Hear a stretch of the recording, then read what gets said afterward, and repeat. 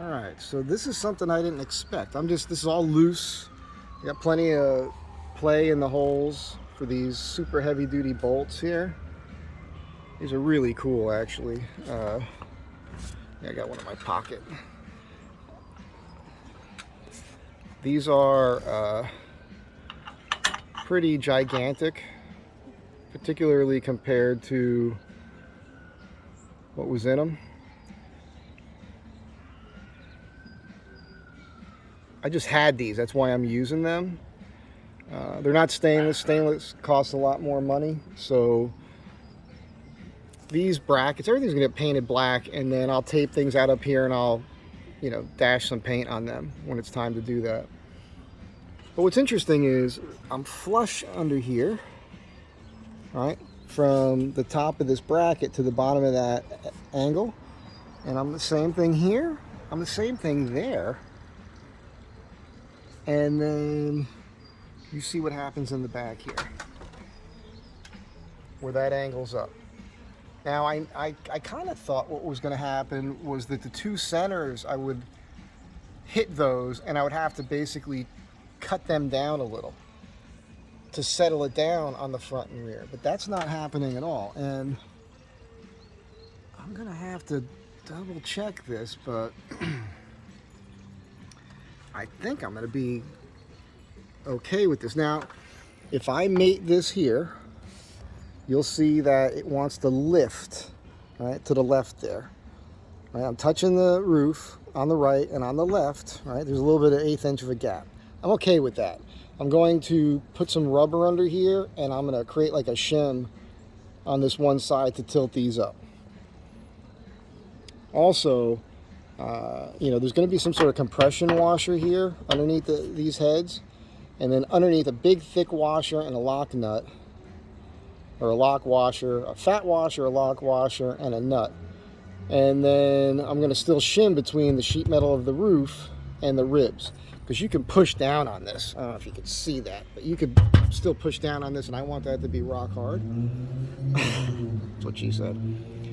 I'm Greek, there's no problems with that. So anyhow, yeah, there's what I'll be doing is the little angle here, that'll be taken up with some sort of shim. This will end up being hard bolted, these parts, and then I'll snug this down. And I won't even snug these down until the ribs the cross ribs are up here. But that's what I'm looking at now. If this, that looks, I can't tell if it looks like the rear's jumping up or it just appears to be that way because maybe the rear of the vehicle arcs down so far. And you can see up here on the front, that obviously arcs down. So, boy, if I could leave it on those three and be happy with that, then that's what I'm going to do.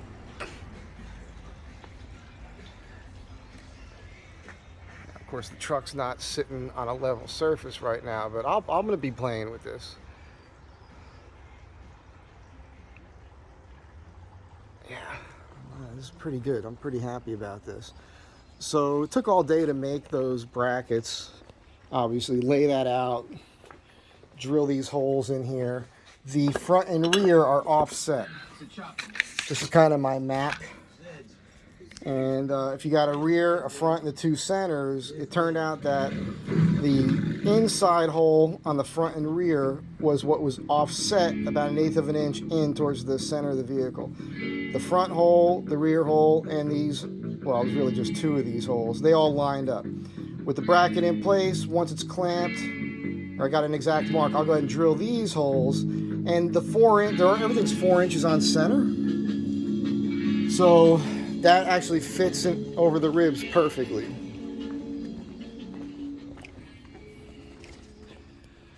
So, there's a hole here. You see the light coming through. And then the 4 inches, I'll be drilling a hole here. It'll fit in fall in the same area here. The only place I won't be able to do it is here because of this extra piece of steel, because of this mount here for the sliding door. Actually, this was probably more for the seatbelt mount. So, I have to figure that one out. I'm not too worried about it. So, yeah, pretty excited. This is gonna go fine. Anyhow, that's where we're at, people. That's where we're at. I'm pretty stoked about this. End of the day, tomorrow, I should have this all figured out. The idea here, I think I mentioned it in another video earlier today. Don't know if I posted it, but I'm gonna slide this. Actually, that's probably in a pretty good space. But I'm gonna put a straight edge here off the windshield and come straight up off the windshield and have that same angle cut on that, and probably even arc it back a little bit on an angle. I'll be doing that on both sides. And then on the rear, I want to come off the rear as far as I can, but still have the rear hatch open. And then there's going to be a piece of this stuff going up and back, and I'm going to mortise that down on the top of the decking, so it'll be flush with the top of the decking, and I'm going to round over the corner, so I'll be able to roll stuff right up over it. It'll be nice. So this will get cut back, and then because there's going to be about at least a 3/4 inch piece of, well, there's going to be 3/4 of an inch with the rail, plus another, so 1.5 inches up from here. So 1.5 inches. So I'll probably end up taking this here and cutting this back on an angle like that. Of course, it's going to be back here a ways. So that's what I'm thinking.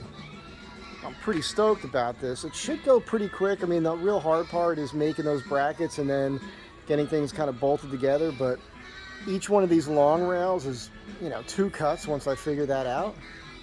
Then it's drilling through.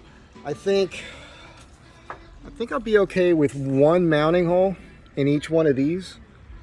And then to be on the safe side with the rear, if this stays the way it is, then what I'll end up doing here is, just to be safe, I might do, 1 up over here and 1 up over here. Two of these bolts, through there, just to be on the safe side. I'm thinking maybe that makes the most sense for extra strength on the rear of this. But this should be rock solid, man. I'm excited. I can't wait to get it done. And again, I'm going to paint all this black. I mean, the trick thing to do would be to have an anodized black, but I don't have the money. And even though it looks like I'm going all out on this, this is kind of, everything I do, I look at as still being temporary. I mean, look, even the factory rack wasn't permanent. I took that down. And just to take a look at these, I radiused these outside edges and these corners. So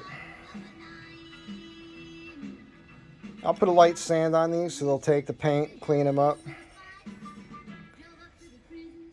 Yeah, everything looks pretty good. It'll look pretty pro.